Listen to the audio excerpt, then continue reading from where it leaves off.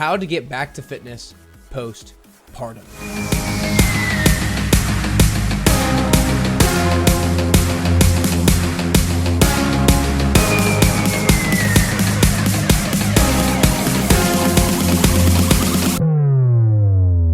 Today you guys get to learn from Ashley Nowe. Now, after Ashley had 3 children, including a giant set of twins, her words, not mine, she didn't recognize her body. The twins shook her foundation, took such a toll on her body and her sense of self. She struggled with diastasis recti, which is a separation of the abdominal wall, but has worked really hard to learn to love her stomach again in its new form and reconnect with her core. Today, Ashley is going to teach us about exercises to do before getting pregnant. Some of the most important exercises to do while you're pregnant to make the delivery and recovery process easier. How to know if you're overdoing it while you're pregnant or postpartum, and how quickly you should get back to certain types of exercises, and how to recover from a C-section and diastasis recti. This episode is jam-packed. Now, if this episode does not apply to you because you're not a woman, or you're not looking to be pregnant, or you are not pregnant, or you're not postpartum, then send it to somebody who this does apply to, because it just might save them a lot of pain. And if you're listening on Apple Podcasts or Spotify, make sure you hit the follow button. And if you're watching on YouTube, be sure to hit subscribe. For now, it's time to get closer to your best you with Ashley Nowe. All right, what's up, everybody? Welcome back to the Best You podcast. Today, I am super stoked to be joined by Ashley Nowe. Ashley, been really looking forward to having you on, and I've actually been having some conversations with some of my clients or past clients who have recently gone through the process of pregnancy and kind of getting back into fitness. And both when I was coming up with some of my questions on my own, I asked them to help me out with coming up with some questions. So I've got some really good ones today for you, and I'm really excited to jump in. So you're a stepmom of 2, but mom of 4, including twins that were 7 and 6 pounds when you had them. And to give everybody some context, when you twins are maybe on average about 5.5 pounds each, and hers were 7 and 6. And after having had them, she had diastasis recti, which we'll get into a little bit more detail later and how to heal and come back from that. But the way that I kind of want to start today, Ashley, is to start with like before pregnancy. If somebody is like anticipating getting pregnant or wanting to conceive and get pregnant, what are some exercises that are important to be doing during that time, or maybe like styles of exercise that people could avoid? Because I think there's kind of competing opinions out there around what maybe exercises or types of fitness are dangerous, and people say like, no, that's not true. And so I want to hear your thoughts on kind of like pre-pregnancy exercise, if you will. So while you're pregnant or pre-pregnancy, you really don't have to modify a whole lot. You do want to start being proactive in the way that you engage your core. So a lot of us, when we think about core exercises, we think sit-ups, crunches, and that type of work. What we really need to focus on getting strong pre-pregnancy is our transverse abdominals, and that's our deepest layer of abdominal muscles. And these muscles will support your back, reduce hip pain, they can prevent pelvic floor issues, and we really want to focus on getting that strong. A lot of women out there, raise your hand if you're listening at home, who suck in. A lot of women suck in, hold their breath to try and look skinny, right? We're in this culture of being smaller. So even while you're trying to conceive, I would say let it go. One of the biggest things you can do for your core health and your pelvic floor health is to stop sucking in all day. Or wearing really tight jeans, and definitely throw out corsets or anything like that that'll completely mess up your core system. So we want to be proactive in strengthening that deep core muscle, and I can go over some of that down the road, but I would say those would be the main steps. Is think about your breathing, stop sucking in, and when you're exercising, you can of course do sit-ups and crunches, but you also want to focus on those deep core exercises that are going to support you throughout pregnancy. Yeah. So why does sucking in cause problems? And does sucking in also cause problems for anybody, right? Whether or not you're pregnant or not? Yeah, so sucking in causes problems for everybody. Often the straw that breaks the back is postpartum, right? So you tend to see pelvic floor issues at 2 times in life, tends to be postpartum, and it tends, pregnancy, postpartum, and then menopause is another time where we tend to see that proverbial straw breaking the back. What happens when you suck in? So your diaphragm sits right under your rib cage, and your pelvic floor is within your pelvis.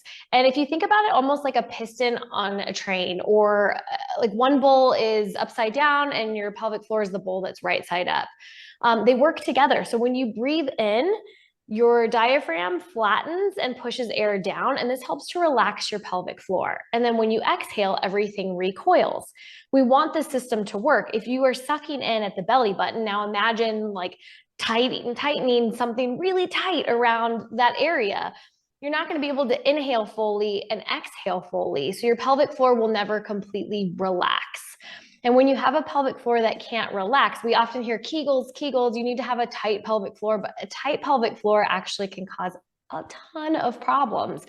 A tight pelvic floor would be like, we've got some athletes here. If I were walking around flexing my bicep all day, flexing, and then I put a weight in this hand, that bicep would give out. That bicep can't hold for that long. Your pelvic floor is muscles, just like your bicep is.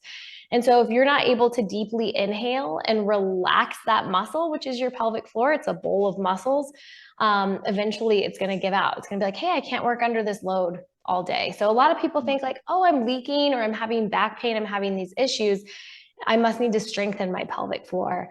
And yeah, you do need to strengthen it, but you also have to be able to relax it. And so sucking in is like a real detriment to that natural breathing system.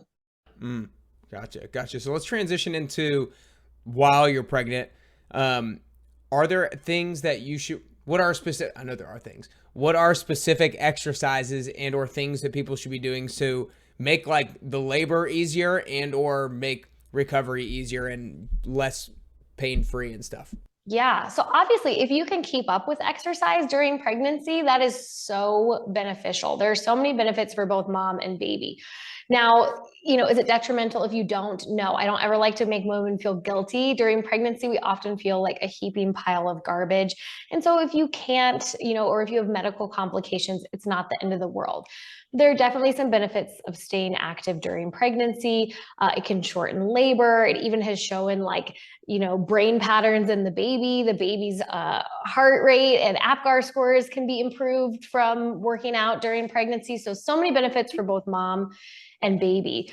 You really want to focus on exercises, again, that work that deep core system. The most important thing I could teach you during pregnancy is to manage your breathing when lifting weights. And this goes even outside the gym. If you're picking up a toddler, let's say, and you're pregnant, you always want to think about exhaling with exertion. So you exhale on the hard part of an exercise. And just like I explained how our diaphragm works with our pelvic floor, what happens when we exhale is our pelvic floor lifts. It naturally lifts up. And of course, when you're doing a hard part of an exercise, we want those pelvic floor muscles lifting and supporting. It's going to make a huge difference. So if you're back squatting and holding your breath, you're going to put a ton of pressure on your pelvic floor. And during pregnancy, our hormones are such that we've got this hormone relaxin going through our body, and it makes everything a little bit looser, which is great because we want baby to come out, right? So the body's super cool like that. It's like, hey, I'm going to make like our joints a little looser. I'm going to make things in the pelvis a little looser. But the problem with that is that we can have too much pressure down on that pelvic floor. And if we're not managing that breath, that laxicity does not become our friend in that moment. I'll say that. Okay, gotcha. So learning how to breathe correctly when lifting weights and making sure you're exhaling on exertion. So what are other things, exercises in particular? You talked about deep core. Are there any, I know like probably hamstrings and glutes are pretty important in order to make sure you help maintain posture and everything like that, and help prevent back pain and stuff like that. Talk to us a little bit more about other exercises or muscle groups, if you will. Yeah, absolutely. So the things we really want to focus in addition to the deep core and pelvic floor is glutes. Glutes, I cannot state it enough. Moms typically we joke, we call it mom butt, but as that bump grows, you kind of tuck your butt under to try and get some core stability. And when our glutes are in that tight position, they're not able to lengthen and load. And any muscle, right, is healthiest when we can lengthen it and load it. So definitely adding in like some sumo deadlifts with a dumbbell. That's a great option. Bridges, if you still feel okay on your back. If not, hip thrusts are okay. Of course, you don't want that weight up high You want to keep, I like to do it with dumbbells and keep them on the thighs. The other thing you really want to focus on is inner thigh strength. So our inner thighs act like an anchor for the pelvis. And again, remember I just said how we have all that elasticity in our joints and tissues.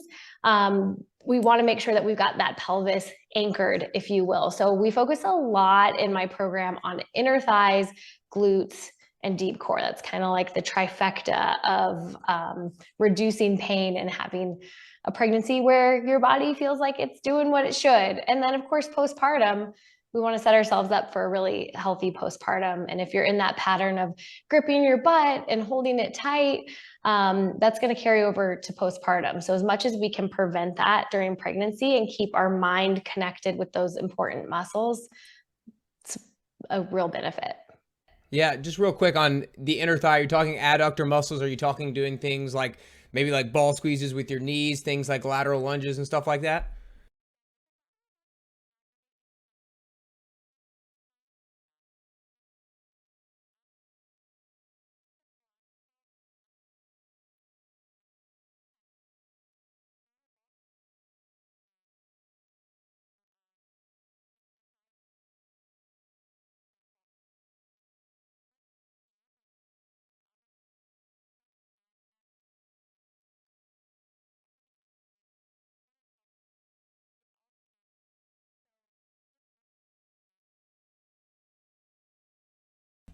Gotcha.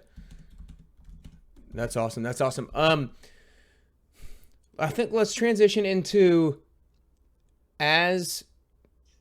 let's transition to postpartum and timeline and feeling comfortable getting back into fitness, because a lot of the people who are going to be listening to this and who are women who are either pregnant for the first time or going to be pregnant or pregnant multiple times, they're people who have a background in fitness. And so they're wanting to get back into it relatively quickly, but they're probably trying to be mindful of like, I don't want to rush into it, but I want to get back into it as quickly as possible.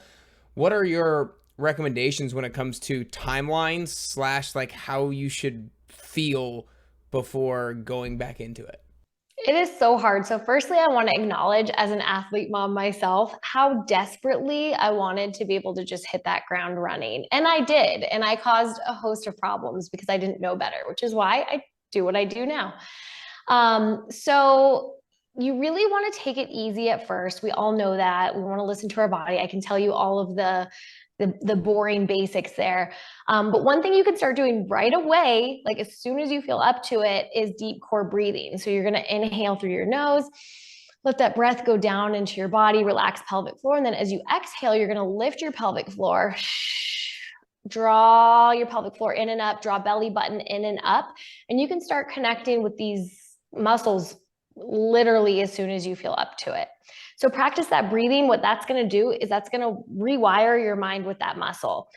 Pregnancy is a trauma to the body. It's common, right? So we don't think about it as a trauma, but it's absolutely a trauma. So just like you would rehab anything else, you're going to have to rehab and slowly take these steps. So getting that mind just to talk to that muscle is the first step. And you can do that as soon as you feel up to it. The other thing you can start doing right away, if you have physician clearance, is walking. Just get up, walk a little. Go outside if you can. If you're home from the hospital, go outside and just walk. And I'm not talking about for a ton of time. I'm talking 10 minutes outside. Let that sun hit your body and just, take a minute for yourself. As a mom, it's so important. And just getting that blood flow going is really important for healing tissues. Now, here's where we have to be more patient. So at our 6-week clearance, your doctor will typically clear you for all exercise. And that's because they don't specialize in pelvic health, right? So there's a lot you can do at 6 weeks. You can definitely do more progressive core exercises. You can start lifting some light weights. What you don't want to do is, your HIIT class, your boot camp, your CrossFit. You don't want to go out for a run. You really want to wait for anything high impact until 12 weeks. And that's best case scenario. That's if you had a vaginal delivery, you've healed well, you're feeling good, you're not having prolapse symptoms. 12 weeks is the earliest that you really want to do anything high impact. So it's hard to wait. It's so hard. And we have this bounce back culture where we feel like, one, we're like athlete moms. We want the adrenaline, we want the endorphins, but two, like we feel pressure to look like we didn't have a baby, which is asinine because we had a baby. Yeah.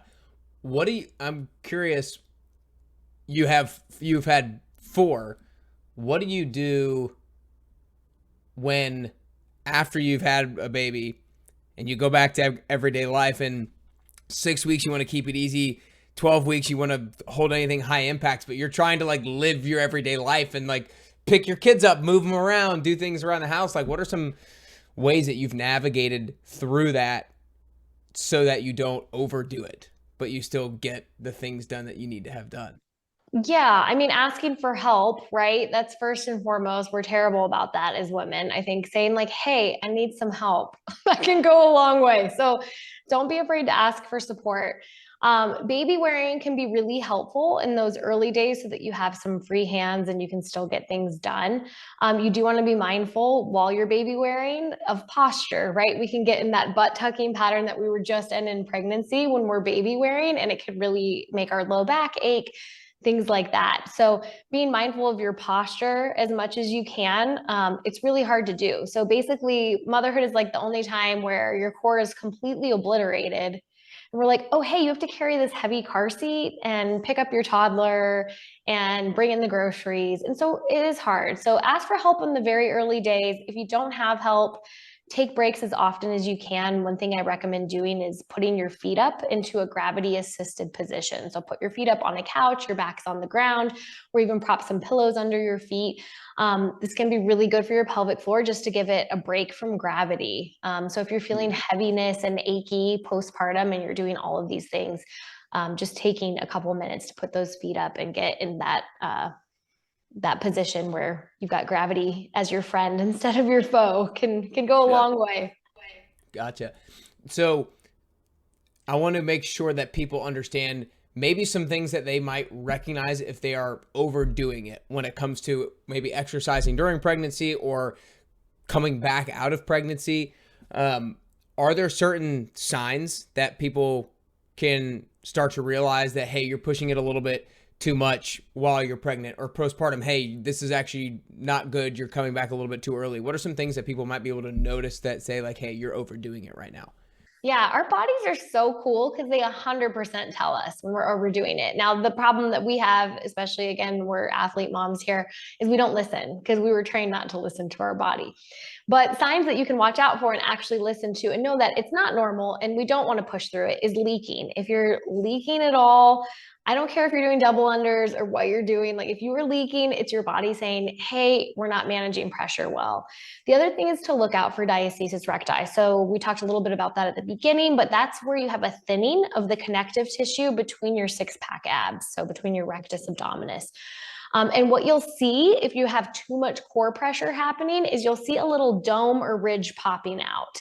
It can look like a football or almost like a hot dog, like running up and down your tummy. And if you see that doming or coning, that's your body's again telling you like, hey, this is too much pressure. I need to modify this exercise.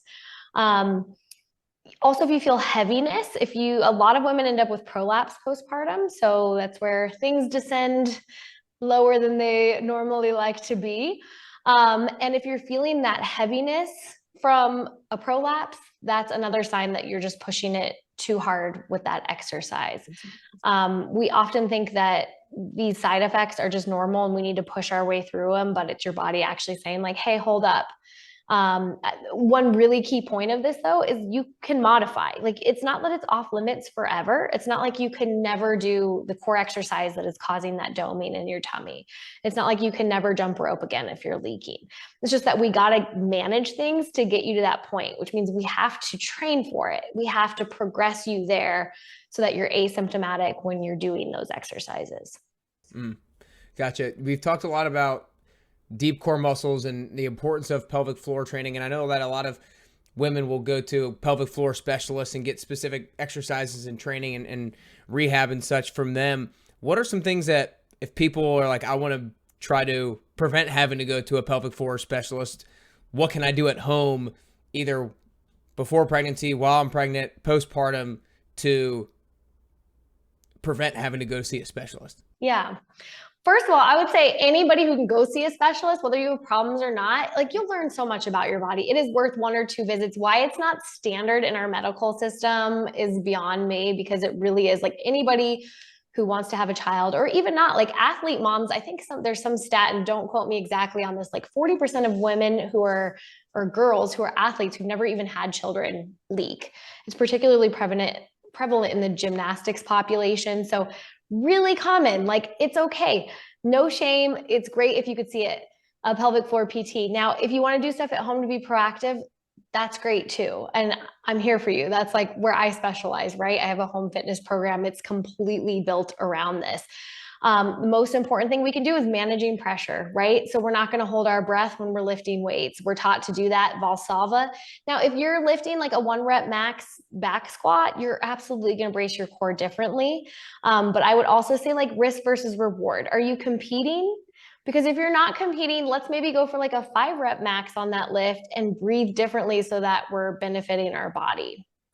So, you know, being proactive with how you're breathing during exercise, really important. Again, working on that deep core engagement. Most women don't know how to engage their deepest core muscles.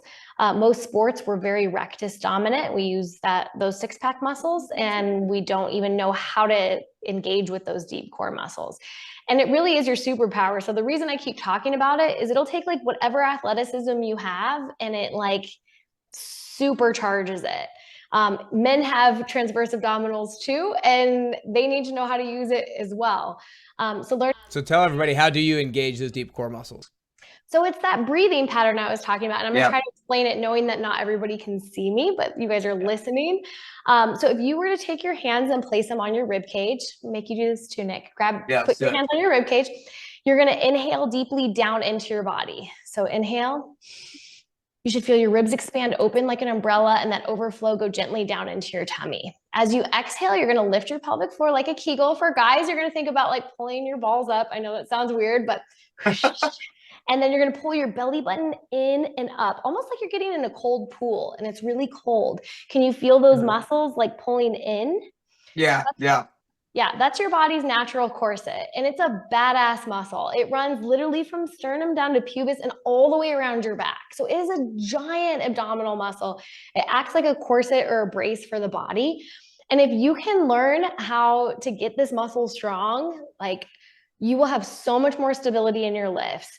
You will be protecting your back when you're lifting. I mean, it's just like, so yeah, I preach it all the time. And again, for women, 90% of women, when I tell them to inhale, don't do what you just did. I was watching your shoulders. What they do is they breathe and their shoulders rise up. And that's like completely the opposite of what we want to do. So it's retraining that brain to connect with those muscles. That way, when you are lifting weights, when you are picking up your other kids, you're protecting your body. So yes, I talk about that on repeat, but that is the number one thing, that and breathing during exercises.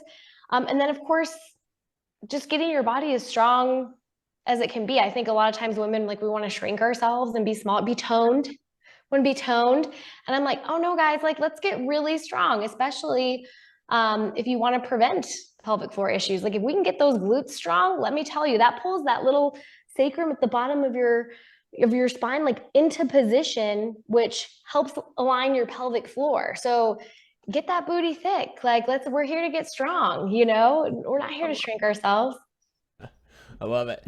The way I kind of want to, before the last question, I want to address C-section, diastasis, recti a little bit more in particular. Those come with unique challenges and unique things that people need to be aware of when recovering from those. So let's start with C-section. What are some unique challenges that people who have C-sections have in recovering, and some things they need to be aware of and or do in order to get back to where they want to be or recover well?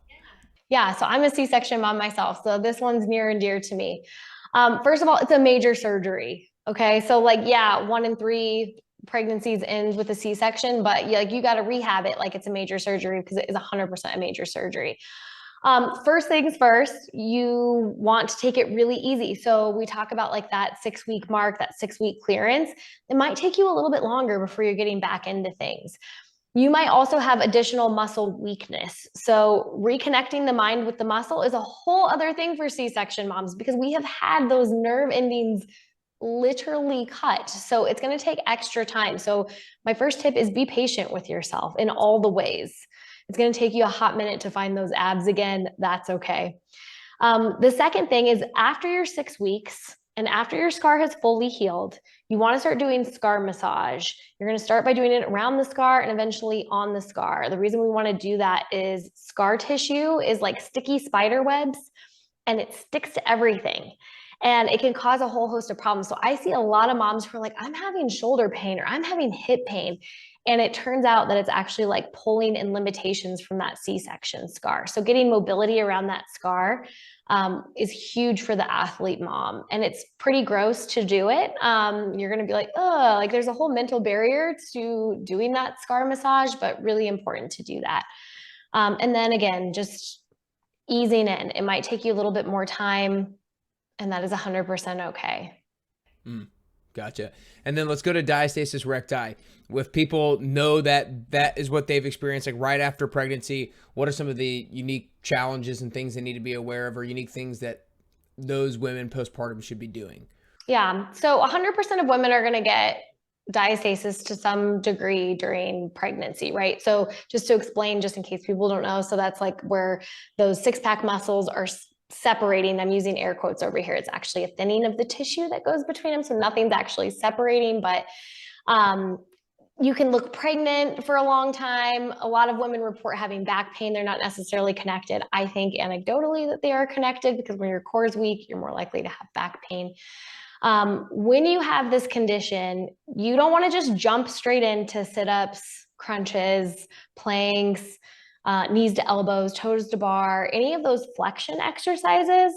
We want to chill out for a little bit until we can learn to manage that pressure and get those muscles rehabbed. So I think a lot of women make the mistake of like, oh my gosh, I have this pooch, right? How do I get rid of a pooch? Sit-ups.